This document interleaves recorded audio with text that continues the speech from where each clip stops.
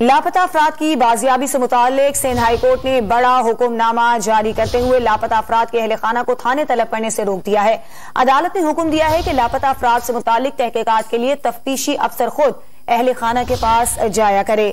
لاپتہ افراد کی بازیابی سے متعلق سندھ ہائی کورٹ نے بڑا حکم نامہ جاری کرتے ہوئے لاپتہ افراد کے اہل خانہ کو تھانے طلب کرنے سے روک دیا ہے۔ عدالت نے حکم دیا ہے کہ لاپتہ افراد سے متعلق تحقیقات کے لیے تفتیشی افسر خود اہل خانہ کے پاس جایا کرے۔